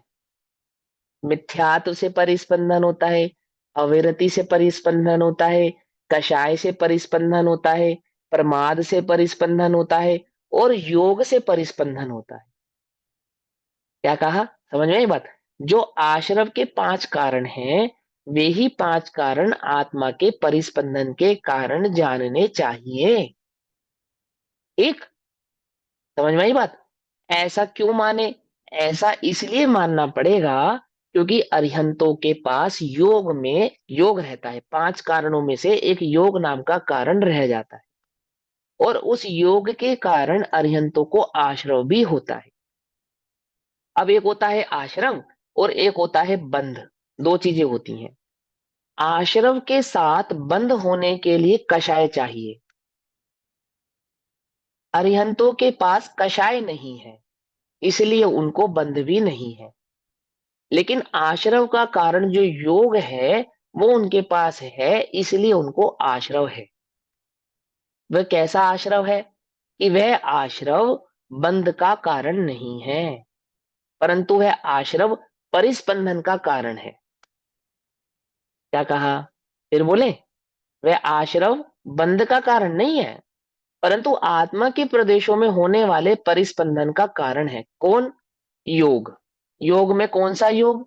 तो कहते हैं कि परिणाम को, आत्म भाव को अति सूक्ष्म कर लेने पर भी अंत में उपयोग जहां रह गया था, अंत में उपयोग जहां से हटके आत्मा पे गया, तो वो काय ही होती है जहां से अंत में उपयोग हटके आत्मा में जाता है। ठीक है ना, आत्मा में स्थिर हो जाता है। तो काय रहती है अरहंत भगवानों के, और काय संबंधी परिस्पंदन भी अरहंत भगवान के रहता है। यानी कि आश्रव होता है, किसके कारण होता है? काया के कारण होता है। और उनको काय, वह काया का जो परिस्पंदन है वह कहलाता है काय योग। क्या कहलाता है? काय योग। और इसीलिए उनको सयोग केवली ऐसा कहा जाता है। क्या कहा जाता है उनको? सयोग केवली, क्योंकि उनके आत्मा में परिस्पंदन है, परिस्पंदन का कारण योग है, योग में भी मात्र काय योग है। वो काय योग के परिस्पंदन के कारण उनको सयोग केवली कहते हैं। एक बात। अब ये अरिहंत भगवान, जब इनकी देह की स्थिति कुछ का समय की रह जाती है, थोड़े काल की रह जाती है, थोड़े काल की रह जाती है जब देह की स्थिति, अरिहंत भगवान की भी देह स्थिति रहती है ना, उनकी भी मृत्यु होती है या नहीं होती है? मृत्यु माने, मृत्यु का अर्थ होता है देह से छूटना, जेल से छूटना, दुखों से छूटना। हाँ, मृत्यु माने मरना नहीं है मृत्यु का अर्थ है छूटना, समझे ना? छूटना, किससे छूटना? देह से छूटना। तो जब उनकी देह से छूटने की स्थिति आती है, तो अरिहंत भगवान उस समय जो अरिहंत अवस्था में उनके क्रियाकलाप थे, जैसे कि दिव्य ध्वनि खिरना, वो रुक जाती है। गमनागमन आदि होना, वह रुक जाता है। ये दो काम होते हैं अरिहंत भगवान के, ये दोनों रुक जाते हैं। और तीसरा, जो काय योग के कारण आश्रव हो रहा था, वह आश्रव भी घटने लगता है। उस आश्रव के घटने का जो नाम है वह कहलाता है योग निरोध। क्या कहलाता है वो? योग निरोध। यानी कि वो योग के कारण जो आश्रव आदि की इस परिस्थिति बनी हुई थी, उस आश्रव के कारण जो देह की स्थिति बनी हुई थी, उस देह का जब काल आता है छूटने का, तो उस काल के न समीप आने पर वह जो परिस्पंदन था वो धीरे धीरे थमने लगता है, धीरे धीरे कम होने लगता है। उस कम होने वाली स्थिति का नाम होता है योग निरोध, यानी योग का निरोध होने का काल। पकड़ में आई बात? उस योग निरोध के काल में, जब वो योग निरोध का काल उत्पन्न होता है, उसी समय तीसरे नंबर का शुक्ल ध्यान भी प्रकट होता है, उसी समय। और कब तक रहता है? जब तक योग निरोध कंप्लीट नहीं हो जाता, तब तक वह तीसरे नंबर का शुक्ल ध्यान उन अरिहंत भगवान के विद्यमान रहता है। Got it? कोई कंफ्यूजन किसी भी चीज में? कोई कंफ्यूजन नहीं है ना? बिल्कुल सिंपल सी बात है। हाँ बोलिए वजह। इसमें द काय योग that is there in the सयोग केवली इज जस्ट द आत्मा परिस्पंदन और समथिंग बस एल्स? बस बस ओनली आत्म परिस्पंदन के कारण, बस, और कोई कारण नहीं है उसका। ठीक है? ओके, मेरा हाँ सेकंड क्वेश्चन है, जब भी हमने आश्रव का चैप्टर किया तत्वार्थ सूत्र में, हाँ। that time we learnt that yog is asrav and man hmm, vachan kai yog se, because hmm, it occurs simultaneously, yog is called asrav. हाँ हाँ And ठीक then है। we learnt that asrav is actually two types, samparayik and iryapat. In हाँ, samparayik there are 4 reasons of samparayik, but these संप्रायिक are का क्या not. मतलब होता है? Samparayik संप्रायिक means शब्द, with kashay, with हाँ, kashay. संप्रायिक शब्द का अर्थ ही कषाय होता है। ठीक I है ना। got it. और So और that's इरियापति why. का, हाँ, और इरियापति का क्या मतलब होता है? Iryapati is without Kashay. हाँ, यानी कि योग, हाँ बस इतना समझो। ठीक है हाँ ना। इरियापति कहने का वहां पे तात्पर्य सिर्फ योग है, क्योंकि इरियापति का आश्रम किसको होता है? केवली को। बस खत्म बात। कौन से केवली को? सहयोग केवली को या योग केवली को? सहयोग एंड सहयोग केवली को। अयोग को नहीं होता, ठीक है ना, अयोग को सहयोग नहीं केवली। होगा। हाँ, सहयोग केवली को तो ही होगा। हाँ, और करेक्ट। क्यों होता है? अब अभी बोला ना, आत्म परिस्पंदन का योग। हाँ, मैं क्यों क्यों, हाँ, तो काय के कारण यानी योग के कारण होता है, बस ये बोलो। हाँ हाँ वहां जो हाँ इरियापति का आश्रम है वो मात्र केवलियों को होता है। क्यों होता है? हाँ योग के जी। कारण होता है। हाँ कौन से योग के कारण होता है? काय योग के कारण होता है। काय योग क्यों होता है? क्योंकि हाँ योग भी आश्रम का एक भेद होने से आत्मा के परिस्पंदनों का कारण बनता है, बस हाँ इतनी सी हाँ बात। हाँ वहां बंद क्यों नहीं होता? क्योंकि बंद होने के लिए कषाय चाहिए, सांप्रदायिक, तो वहां उनको कषाय होती नहीं है, इसलिए वहां पे बंद भी होता नहीं है। हाँ। मगर संपरायिक के कारण, दैट इज विद कषाय, दे हैव सेड इज इंद्रिय, कषाय, अव्रत एंड 25 क्रिया। इज हाँ, दैट वो डिफरेंट वहाँ फ्रॉम द मिथ्या, अविरत, नहीं, डिफरेंट नहीं है। प्रमाद, डिफरेंट कषाय योग? वो डिफरेंट दोनों में फर्क डिफरेंट क्या नहीं, है? डिफरेंट नहीं है। वहां पे निमित्त नैमित्तिक कथन की अपेक्षा से ये कथन किए जाते हैं। जितनी भी क्रियाएं आदि होंगी वो बिना कषाय के विद्यमान हो रहे नहीं हो सकती, समझे। आत्म उपयोग में जो अस्थिरपना है वही क्रिया आदि का कारण है, वही अन्य इंद्रिय आदि में प्रवृत्ति का कारण है। अरिहंत भगवान की कौन सी इंद्रिय में प्रवृत्ति है? नहीं है। किसी भी इंद्रिय में प्रवृत्ति नहीं है, खत्म बात। क्यों नहीं है? नहीं है। क्योंकि कषाय नहीं है। ठीक है ना। अब ये जो आप क्वेश्चन उठा रहे हो ना, हाँ ये सारे क्वेश्चन जवाब मिलेंगे, आप चिंता नहीं करो। अब ये शुक्ल ध्यान को आगे तो बढ़ने दो, फिर हाँ आपको हाँ, सारे ठीक है। जवाब आएंगे, इसी के अंदर आ जाएंगे, सब आंसर आ जाएंगे। इतनी बात समझ में आ ओके। गई? अब आगे बढ़ो, तभी समझना ध्यान से, तभी समझना सीढ़ियों ध्यान पर से ना। सर बस एक चीज क्लियर करनी है। हाँ, बोलिए ना। आपने बोला आश्रम के घटने के कारण, जब जब जैसे जैसे आश्रम घटने लगता है तो वो योग निरोध का काल कहलाता है। हाँ, मतलब जैसे जैसे उपयोग जो योग में परिस्पंदन है हो रहा था, वो देह की स्थिति के कारण हो रहा था। जब देह स्थिति का काल नजदीक आता है, यानी कि देह से छूटने का काल नजदीक आता है, तो देह छूटने के काल के नजदीक आने पर उस काल को योग निरोध का काल कहलाया जाता है, कहते हैं अच्छा। उसको। तो वो जो योग निरोध है, उस योग निरोध में हो क्या रहा होता है? तो भगवान का उपयोग तो आत्मा में स्थिर है, वो तो कभी बाहर गया नहीं कि वो सूक्ष्म करना उनको। केवल ज्ञान उन्हें प्रकट हो चुका है, अनंत दर्शन, अनंत सुख, अनंत वीर्य आदि वो प्रकट कर चुके हैं। तो हो क्या रहा है? वास्तव में जो बाहर में देह है, वह देह भगवान के साथ जो बनी हुई थी, वो किसी कर्म के उदय के कारण बनी थी, आयुष कर्म के उदय के कारण। हाँ जी। और वह आयुष कर्म का जो उदय था, उदय में आ रहा था, हाँ उसके कारण जो देह की स्थिति बनी थी, वो स्थिति बनाने के लिए आश्रय भी निरंतर उनको हो रहा था। हाँ जी। अब वो समय आ गया छूटने का। तो वो जो छूटने का काल आया, तो छूटने के काल में क्या करा भगवान ने? कि भगवान कुछ नहीं करते हैं, ऑटोमेटिकली दिव्य ध्वनि बंद हो जाती है, ऑटोमेटिकली गमनागमन क्रियाएं बंद हो जाती है ना। और वो जो दिव्य ध्वनि का बंद होना और गमनागमन क्रिया का बंद होना होता है, उसी समय वो जो आश्रम का काल है वो भी कैसा हो जाता है? घटने लगता है, घटने लगता है, घटने लगता है। उस घटते हुए आश्रम के काल को योग निरोध का काल कहते हैं, क्योंकि योग की जो प्रवृत्ति थी, कौन कौन सी प्रवृत्ति? एक तो दिव्य ध्वनि का गिरना और और एक एक गमन की क्रिया का, वो दोनों रुक गई। उन दोनों रुकने की वजह से उसका नाम है निरोध। किसका निरोध हुआ? योग का निरोध हुआ, बस। और समझे फिर ना। इसी तो में हाँ, आपने बोला कि उसी समय तीसरा शुक्ल ध्यान होता है। हाँ, वो जो ये प्रोसेस शुरू होता है, ये प्रोसेस तीसरे शुक्ल ध्यान में प्रकट होता है। तीसरा शुक्ल ध्यान इसी प्रोसेस के साथ प्रकट होता है, इसलिए तीसरा शुक्ल नंबर, जो तीसरे नंबर का शुक्ल ध्यान है, उसकी अवधि है 13वें गुण स्थान के अंत में। 13वें गुण स्थान का अंत कब मानेंगे हम? जब सरोज वो आंटी जी, हाँ सरोज जी। आंटी जी बताएं, हाँ भैया, 13वें गुण स्थान का अंत कब मानेंगे हम? 13वें गुण स्थान जब योग निरोध हो गया, बस यही 13वें गुण बस स्थान का अंत है। का अंत है। समझ नहीं बात? हमें कैसे मालूम चलेगा कि 13वें गुण स्थान का अंत आ गया? वो योग निरोध की जो प्रक्रिया शुरू हुई है, उसके कौन कौन से बाह्य लक्षण क्या है? बाह्य लक्षण तो ये है कि दिव्य ध्वनि बंद हो गई और भगवान का गमन होना बंद हो गया, ये तो उसके बाह्य लक्षण है। और कर्मों में क्या स्थिति बन रही है? कि जो आश्रव हो रहा था वह घट रहा है, धीरे धीरे धीरे धीरे कम होता जा रहा है, घटता जा रहा है। ये उसका आंतरिक लक्षण है। और उसी समय क्या माना गया कि तीसरे नंबर का शुक्ल ध्यान प्रकट हुआ है, ऐसा माना गया। ठीक, Yes. समझ में आई बात? हाँ Thank चलिए you, sir. आगे बढ़े। हाँ हाँ कोई बात नहीं, आगे पढ़िए। ये भैया, ये तीसरे गुण जो तीसरा पाया है उसका नाम है सूक्ष्म क्रिया प्रतिपाती। तो इसका हाँ, सूक्ष्म क्रिया शाब्दिक अर्थ प्रतिपाती। क्या हुआ? प्रतिपाती का अर्थ अलग होना ही होता है। सूक्ष्म क्रिया प्रतिपाती, सूक्ष्म यानी कि जो सूक्ष्म क्रिया हो रही थी।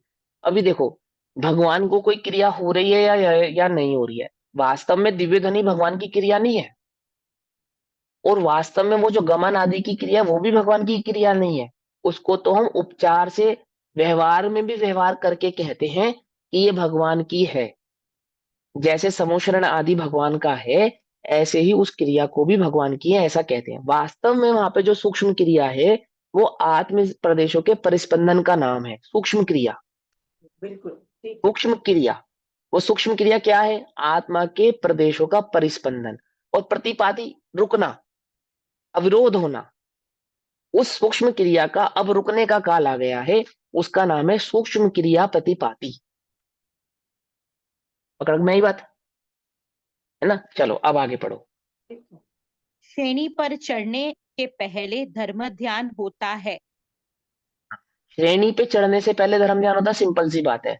आठवां गुणस्थान किसका गुणस्थान माना गया? श्रेणी का गुणस्थान माना गया। आठवां गुणस्थान किसका गुणस्थान माना गया? श्रेणी चढ़ने का गुणस्थान माना गया। तो सातवें गुणस्थान तक तो धर्म ध्यान और रहता है, और जैसे ही आठवां गुणस्थान यानी श्रेणी चढ़ने का गुणस्थान होता है तो शुक्ल ध्यान प्रकट हो जाता है। ठीक है, आठवें गुणस्थान को श्रेणी चढ़ने का गुणस्थान कहते हैं। आगे पढ़ेंगे। और श्रेणी चढ़ने पर क्रमशः आरंभ के दोनों शुक्ल ध्यान होते हैं। हाँ, क्रमशः यानी कि पहले पहले नंबर का होता है और दूसरे समय में दूसरे नंबर का होता है। क्रमशः मतलब एक के बाद एक होते हैं, युगपत नहीं होते, क्रमशः होते हैं। युगपत मतलब एक साथ प्रकट हो जाते हैं, ऐसा नहीं, 1 बाय 1 प्रकट होते हैं। जब कोई आठवें गुणस्थान में जीव प्रकट होता जाता है तो पहले पहले नंबर का शुक्ल ध्यान प्रकट होता है और 2-3 समय बाद दूसरे नंबर का शुक्ल ध्यान प्रकट होता है, क्रमशः। आगे। केवली और श्रुत केवलियों को होने वाला शुक्ल ध्यान पूर्णतः शुद्ध उपयोग रूप ही होता है। हाँ, अब केवली और श्रुत केवलियों को होने वाला जो शुक्ल ध्यान है वह पूर्णतः शुद्धोपयोग रूप ही होता है। इसका क्या अर्थ है? इसका क्या अर्थ है? I am doing my best. हाँ हाँ, इट्स ओके, कोई बात नहीं। अभी सुनो ध्यान मतलब से। ये कि उनका आत्मा के अनुभव में रहने का काल चलता रहता है, चलता रहता है। हाँ देखो देखो, अब शुद्ध एक बात उपयोग समझो। है। ये जो शुद्धोपयोग, ये जो लाइन आपने पढ़ी, दोबारा लाइन पढ़ो, सभी लोग इस लाइन को ध्यान से सुनेंगे। बोलिए फिर से इस लाइन को। केवली और श्रुत केवलियों को होने वाला शुक्ल ध्यान हाँ पूर्णतः शुद्ध उपयोग रूप ही होता है। हाँ, अब इसको थोड़ा सा, ये थोड़ी सी कॉन्फ्लिक्ट बात है, बहुत ध्यान से समझोगे तो क्लियर हो जाएगी। पूर्णतः शुद्धोपयोग और शुद्धोपयोग में क्या अंतर होता है? पूर्णतः शुद्धोपयोग और शुद्धोपयोग में क्या अंतर होता है, ये बात समझने वाली है। शुद्धोपयोग से तो वापिस शुभ उपयोग में भी आया जाता है, लेकिन जो पूर्णतः हाँ, शुद्धोपयोग होता है वो उससे क्रमबद्ध वापस नहीं आगे आता। बढ़ता जाता है, उससे वापस वेरी नहीं गुड, आता। बहुत बढ़िया। बस इतना सही अंतर है कि जब एक बार जीव को शुद्धोपयोग प्रकट हुआ और ऐसा शुद्धोपयोग प्रकट हुआ कि वापस से शुभोपयोग नहीं होने वाला, तो उसको तो कहते हैं पूर्णतः शुद्धोपयोग। यानी कि केवल ज्ञान प्रकट होने वाला, जो जो केवल ज्ञान प्रकट हो गया है उसको कहेंगे पूर्णतः शुद्धोपयोग। यानी कि जो अंत के 2 शुक्ल ध्यान है वो केवल ज्ञान प्रकट होने के बाद ही होते हैं, उससे पहले नहीं होते। और जो शुरू के जो शुक्ल ध्यान है, 2 शुक्ल ध्यान है, वो होते तो शुद्धोपयोगी को ही है, परंतु उन शुक्ल ध्यान में जीव शुद्धोपयोग से छूटकर वापस शुभोपयोग में आ जावे, ऐसी भी संभावना होती है। इसलिए अंत के जो 2 शुक्ल ध्यान है वो पूर्णतः शुद्धोपयोग में ही होते हैं, ऐसा कहा। हाँ जी बोलिए। शुभ शुभ उपयोग इस धर्म्य ध्यान। अपेक्षा से गुण गिरते हुए गुण स्थान में उपयोग को शुद्ध प्लस शुभ ऐसा कहते हैं, और चढ़ते हुए में शुभ प्लस शुद्ध ऐसा कहते हैं। क्या कहा, कुछ समझ में बात? तो शुद्ध से गिर रहेंगे, जब जीव शुद्ध से गिरेगा तो कहाँ जाएगा? शुभ में जाएगा। लेकिन जब शुद्ध में बढ़ेगा तो कहाँ जाएगा? शुद्ध में ही जाएगा, शुभ में नहीं जाएगा। शुद्ध के आगे क्या है? शुद्ध। शुद्ध के आगे क्या है? शुद्ध। शुद्ध के आगे क्या है? शुद्ध। लेकिन शुद्ध के पीछे क्या है? शुद्ध के शुभ। पीछे शुद्ध नहीं है। हाँ, शुद्ध के पीछे शुभ है। शुभ होता है। तो शुभ हाँ, उपयोग इज व्हाट एक्चुअली? मैंने शुभ उपयोग नहीं सुना है पहले ये वर्ड। शुद्ध उपयोग सुना है मगर शुभ उपयोग नहीं सुना है वर्ड। देखो, शुभ उपयोग का मतलब होता है जो पूर्णतः शुद्धोपयोग प्रकट होने से पहले। पहले शुभ उपयोग क्या होता है ये आपको पहले और दूसरे नंबर के शुक्ल ध्यान में समझ में आएगा। अभी जब हम उसका डिस्क्रिप्शन करेंगे तब समझ में आएगा। पढ़ो, आगे पढ़ो। बेसिकली सर 13th और 14th गुणस्थान से रिवर्स एंट्री नहीं है। नहीं अब है, नहीं है। 12वें से मतलब 12वें से हम नीचे उतर सकते हैं। मतलब शुद्ध वो बोले ना पूर्णतः शुद्ध उपयोग से 12वें 13वां से भी और नहीं। 14वां में। हाँ हाँ, लेकिन 12वें से नीचे नहीं उतरते, 11वें से नीचे उतरती है। 11वें ना? से हाँ नीचे उतर हाँ सकते हैं। That is why it is हाँ शुद्ध उपयोग, हाँ हाँ हाँ। और पूर्णतः वहां नहीं। पे नहीं, से पूर्णता नहीं। 13 14th में। हाँ, क्योंकि 12वें का क्या नियम है? जो 12वें में जाएगा वो तो नीचे गिरेगा ही, तो कंफर्म है बात। और 11वें का क्या नियम है? जो 11वें में आएगा वो नियम से नीचे गिरेगा, ये बात कंफर्म। कंफर्म। समझ में बात? 12वें गुण स्थान में क्या नियम होता है कि किसी भी जीव ने 12वें में कदम रखा, अब वो नीचे नहीं जाने वाला। और 11वें में क्या है कि कोई 11वें में गया तो वो नीचे गिरेगा। ये सब आप गुण स्थानों में सीखे होंगे, पढ़े होंगे। तो यहाँ पे डिस्क्राइब करने का कोई औचित्य नहीं है, अभी समय है ना। हमें शुद्ध ये शुक्ल ध्यान को समझना है। ये सब भी मुझे डिस्क्राइब सिर्फ इसलिए करना पड़ रहा है कि आप शुक्ल ध्यान को सही तरीके से समझ पाओ, एकदम पचा लो उसको, आपकी रगों में दौड़ने लगे शुक्ल ध्यान। और वो अपने क्योंकि स्थान से बच्चे को क्या भी क्या सिखा दो। दिखता है? वो है 8वें गुण स्थान पे तो आपने बताया कि वो बिल्कुल प्रतिमावत हो जाता है। हाँ, तो प्रतिमावत योग से, बाहर से प्रतिमावत हो जाता है, बाहर से, अंतर से नहीं। अंतर में प्रतिमावत तो जब वो केवल ज्ञान प्रकट करेगा तब होगा। बाहर से प्रतिमावत हो जाता है। ठीक है ना? जो शरीर की आदि की क्रियाएं हैं, बाहरी क्रियाएं, वो उसकी रुक जाती हैं। उस अपेक्षा से वहां पे उसको प्रतिमावत हो गया, ऐसा कहते हैं। आगे पढ़िए। यह तो सब जानते ही है कि कर्मों की निर्जरा अर्थात आत्मा में होने वाली शुद्धि की वृद्धि का मूल कारण शुद्ध उपयोग और शुद्ध परिणति है।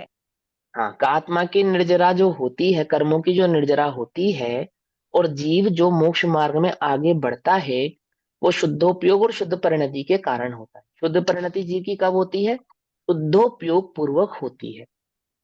इसलिए शुद्धोपयोग और शुद्ध परिणति जीव की उन्नति के कारण है और कर्म निर्जरा के कारण है। ये दो चीजें हम पहले सीख चुके हैं, शुद्धोपयोग किसको कहना और शुद्ध परिणति किसको कहना। ये हमने अच्छे से सीख ही लिया है ना, इसमें हमें कोई कंफ्यूजन नहीं है। अब एक भी शब्द ऐसा लगे कि हमें इसका मतलब नहीं मालूम, तो मुझसे पूछ लेना, अभी तक जितना पढ़ा है उतना। एक भी वर्ड ऐसा नहीं होना चाहिए कि आपने सुना और आपको पता ही नहीं इसका मतलब क्या होता है। शुद्ध परिणति पता ही नहीं हमें क्या है, शुद्धोपयोग हमें मालूम ही नहीं क्या है। ऐसा नहीं होना चाहिए, ठीक है ना? चलो आगे बढ़ो। यहाँ एक प्रश्न संभव है कि छठवां गुणस्थान मुख्य रूप से शुभ शुभोपयोग का ही है। हाँ, छठा गुण स्थान मुख्य रूप से शुभोपयोग का ही है। क्यों है शुभोपयोग का मुख्य रूप से? क्योंकि छठे गुण स्थान में शुद्ध परिणति तो होती है, शुद्धोपयोग नहीं होता। समझे आप? क्यों? छठे गुण स्थान में जैसे ही शुद्धोपयोग होता है तुरंत जीव सातवें में चला जाता है, और जैसे ही शुद्धोपयोग से छूटता है तो तुरंत छठे में आ जाता है। तो छठे में होने वाली जो शुद्ध परिणति है, उस शुद्ध परिणति में होने वाला जितना भी क्रियाकलाप है, जैसे आहार करना, विहार करना, निहार करना, प्रोचन आदि का लेखन करना, प्रवचन करना, धर्म ध्यान आदि का उपदेश देना, वो सब परिपाटी से शुभोपयोग ऐसा कहलाता है। क्योंकि वो उपयोग कहाँ है? वह उपयोग आत्मा में तो नहीं है। ठीक है ना? क्योंकि उपयोग आत्मा में होता तो गुण स्थान सातवां होता, और वह उपयोग कहाँ है? पाप आदि प्रवृत्ति में भी नहीं है। तो जहां भी है वो उपयोग, उसके कारण उसको शुभ उपयोग कहते हैं। अभी सुनने में आ गया शब्द शुभ उपयोग? चलो भाई आगे बढ़ो। वहां असंख्य गुणी निर्जरा होती है। हाँ, जीव को जैसे जैसे गुण स्थान बढ़ता है, वैसे वैसे प्रति समय असंख्यात गुणी निर्जरा भी निरंतर होती रहती है। सम्यक दर्शन प्रकट होने के साथ से ही जिस भी काल में, जिस भी समय में जीव ने सम्यक दर्शन प्रकट किया, उस सम्यक दर्शन को प्रकट होने के बाद से लेकर, चाहे वो कितनी भी बार गुण स्थान चढ़े और गिरे, उल्टा नहीं पकड़ना, ध्यान से समझना, चाहे वो जितनी भी बार गुण स्थान चढ़े और गिरे, परंतु निर्जरा में घटना नहीं होता, मात्र बढ़ना ही रहता है। फिर बोलू, जीव ने सम्यक दर्शन प्रकट किया, कौन से काल में, कौन से गुण स्थान में आ गया, चौथे गुण स्थान में आ गया। अब वो चौथे गुण स्थान से कभी हो सकता है पांचवें में जाए, छठे में, छठा भी ले, छठे से गिर के फिर चौथे में आ जाए, फिर छठे से सातवें आठवें में चला जाए, फिर गिर के चौथे में आ जाए, दूसरे चौथे में आ जाए, पहले उसमें है क्या नाम है, पांचवें में चला जाए, छठे में चला जाए, यानी चौथे से ऊपर के गुण स्थानों में और ऊपर से गिरते हुए क्रम में चौथे गुण स्थान तक जीव जितनी बार भी चढ़े उतरे, लेकिन उसकी निर्जरा में घटना बढ़ना नहीं होता, मात्र निर्जरा निर्जरा निर्जरा निर्जरा निर्जरा निर्जरा निर्जरा होती रहती है। ऐसा नहीं कि छठे से गिर के पांचवें में आ गया तो निर्जरा भी कम हो जाएगी, नहीं। असंख्यात गुणी निर्जरा थी तो प्रति समय असंख्यात गुणी ही निर्जरा बनी रहेगी, जब भले ही गुणस्थान गिर जाए तो भी निर्जरा तो असंख्यात गुणी ही रहने वाली है, वो उससे घटती एक मिनट, आपका नेट ठीक नहीं आ रहा, इसलिए आपकी आवाज भी सही नहीं आ रही, फिर से बोलिए आराम से। ऐसा इसलिए होगा क्योंकि सम्यक दर्शन तो उसका तब भी कायम ही रहेगा ना।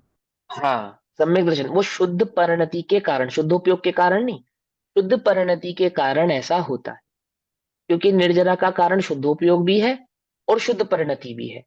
अब कोई ये कहे कि छठे गुण स्थान में तो 3 कषाय थी और पांचवें में तो आ जाएगा तो 2 कषाय, छठे गुण स्थान में तो 1 ही कषाय थी और पांचवें में आ गया तो उसके पास तो 2 कषाय हो गई, तो कषाय बढ़ने से तो उसको आश्रव बढ़ना चाहिए, परंतु असंख्यात गुणी निर्जरा के साथ ही होता है। आश्रव भले ही बढ़ जाए 2 कषाय चौकड़ी संबंधी, परंतु निर्जरा में फर्क नहीं होता। निर्जरा असंख्यात गुणी स्थिति के साथ बढ़ती ही जाती है, बढ़ती ही जाती है, बढ़ती ही जाती है, वो घटती नहीं है, क्योंकि गुणस्थान गिर जाने पर भी जो परिणति है वो अशुद्ध नहीं होती, वो शुद्ध परिणति ही रहती है। पकड़ में ही बात है ना। अब आप कहोगे इसका प्रमाण चाहिए भैया, तो जिनको प्रमाण चाहिए वो मुझसे मांग लेना, मैं उनको प्रमाण दे दूंगा। आगे पढ़ो। वह शुभोपयोगी के ही होती है, मैं वापस वो कंटिन्यू है, वहां हाँ हाँ हाँ असंख्य गुणी निर्जरा होती है, वह हाँ शुभोपयोगी के ही होती होगी, हाँ क्योंकि होगी, वहां शुद्ध उपयोग तो है ही नहीं। हाँ, शुद्धोपयोग तो है ही नहीं, वहां पे असंख्यात निर्जरा, अभी जो छठा गुण स्थान है वहां पे शुद्धोपयोग तो है ही नहीं छठे गुण स्थान में, क्योंकि छठा गुण स्थान जैसे ही शुद्धोपयोग में आएगा तो सातवां हो जाएगा, छठा रहेगा ही नहीं, तो छठा गुण स्थान तो शुभोपयोग का गुण स्थान माना, पहली बात। दूसरी बात, उस गुण स्थान में भी असंख्यात निर्जरा तो हो ही रही है, हो ही रही है ना, तो वो निर्जरा गुण किसके कारण हो रही है, तो 2 बातें समझेंगे यहाँ पे। कहेंगे तो शुभोपयोग के कारण, पर वास्तव में शुभोपयोग के कारण नहीं होती है, वास्तव में तो वो शुद्ध परिणति के कारण होती है। वहां पे शुद्धोपयोग भले ही ना हो, परंतु शुद्ध परिणति होती है, और शुद्ध परिणति को वहां पे शुभोपयोग क्यों कहा, क्योंकि उपयोग शुद्ध मानने पर गुणस्थान 7वां मानना पड़ेगा, तो उपयोग की अपेक्षा से तो शुभ है और परिणति की अपेक्षा से शुद्ध है। भले ही वहां पे शुभ परिणति को निर्जरा का कारण कहते हैं, पर वास्तव में शुभ परिणति से निर्जरा नहीं हो रही है, निर्जरा तो उसके शुद्ध परिणति के कारण होती है, शुभोपयोग के कारण नहीं होती। वो जो शुद्ध परिणति हुई है ना, बनी हुई है, उसके कारण वहां पे निर्जरा हो रही है। आगे पढ़ो, समय भी हो गया, बस इसको पूरा पढ़ लो, फिर आगे कल पढ़ेंगे। पढ़ो। ऐसा नहीं है, छठवें गुणस्थान में होने वाली असंख्य गुणी निर्जरा का कारण वहां विद्यमान शुभ उपयोग नहीं, अपितु हाँ विद्यमान 3 कषाय चोकड़ी के अभाव रूप शुद्ध परिणति है, जो आपने हाँ, अभी बताया। आगे बस समझ में, शुद्ध परिणति है, कोई शुभोपयोग से निर्जरा हो जाती है ऐसा नहीं है, ऐसा आगम में मिथ्या वचन नहीं है। हाँ, निमित्त नैमित्तिक की अपेक्षा से शुभ परिणति को निर्जरा का कारण कहते हैं, वास्तव में होती नहीं है। शुभ कभी निर्जरा का कारण नहीं है, शुभ तो हमेशा बंध का ही कारण है, लेकिन फिर भी शुभोपयोग में निर्जरा मान रहे हैं हम छठे गुण स्थान के अंदर। क्यों मान रहे हैं, क्योंकि वहां पे शुद्ध परिणति है। शुद्ध परिणति किसको कहना, फिर से बताएगा, कौन बताएगा, गरिमा दीदी आप बताओ, शुद्ध परिणति किसको कहते हैं? शुद्धोपयोग और शुद्ध परिणति, तो शुद्ध परिणति किसको कहते हैं? शुद्ध परिणति उसमें कहते हैं, मतलब आराम से, कोई बात नहीं। जब हाँ हाँ कोई बात नहीं है। जब कषाय नहीं रहती, जीव को जब कषाय नहीं हाँ रहती, वेरी गुड, जो जितनी कषाय नहीं है उतनी उतनी शुद्ध परिणति कहलाती है। वेरी गुड, 48 मिनट के घबराओ नहीं। हाँ बिल्कुल राइट, एकदम करेक्ट। और शुद्धोपयोग किसको कहेंगे? शुद्धोपयोग कहते हैं जो उसमें आत्मा की अनुभूति होती है, वो एक समय जब हाँ हाँ, जो आत्मा की अनुभूति का जो काल है वो शुद्धोपयोग कहलाता है। और जो कषाय के अभाव जब तक विद्यमान रहेंगे तब तक उतनी उतनी वे शुद्ध परिणति कहलाती है। निर्जरा का कारण क्या है? कषाय का नहीं होना। निर्जरा का कारण कषाय का नहीं होना है। समझ में आई बात? ऐसा इतना पॉइंट सर समझ में आ गया? हाँ बोलो। सर, शुद्ध परिणति का ये भी कह सकते हैं कि मतलब जितने काल तक सम्यक दर्शन रहता है उतने काल हाँ तक उसको शुद्ध परिणति कहते हैं। देखो, मात्र सम्यक दर्शन की रहता है ऐसा कहने पर शुद्ध परिणति में फिर हम भेद नहीं कर पाएंगे। एक कषाय के अभाव में शुद्ध परिणति दो कषाय के अभाव से कम मानी जाएगी, और दो कषाय के अभाव में शुद्ध परिणति बढ़ी, तीन कषाय के अभाव में शुद्ध परिणति बढ़ी। इसका एक नाम चारित्र भी है, इसी शुद्ध परिणति का एक नाम चारित्र भी है। इस चारित्र की स्थिति स्थिरता को ही शुद्ध परिणति भी कहते हैं। समझे आप? तो ऐसे है ना, उसमें कहीं कहीं प्रकार में कहीं कहीं अपेक्षाओं से कथन होते हैं। तो एक कथन सम्यक दर्शन को भी हम शुद्ध परिणति कह सकते हैं, लेकिन इसका राइट वे जो है वो कषाय का अभाव है ऐसा ही कहेंगे, तो कोई कंफ्यूजन क्रिएट नहीं होगी। क्योंकि कषाय के अभाव में सम्यक दर्शन तो निहित हो ही जाता है, लेकिन मात्र सम्यक दर्शन कहने पर अन्य कषायों के अभाव या सद्भाव का क्वेश्चन खड़ा हो सकता है, इसलिए। ठीक है ना? हो गया समझ में? तर्क भी समझ में आ गया ना, क्यों कह सकते क्यों नहीं कह सकते? आगे बात। हाँ, अब समय हुआ। हाँ प्रश्न पूछ लो, कोई बात नहीं। देखो सुनो, अभी समय हो गया, मैं जिनवाणी स्तुति कर लेता हूँ। जिनको जाना हो वो चले जाएंगे, जिन्हें प्रश्न करना हो वो पूछ लेंगे। ठीक है ना? सर निज सिर्फ निज ने बताई यह अनंत उपकार है, उसके लिए जिनवाणी माँ को वंदना शत बार।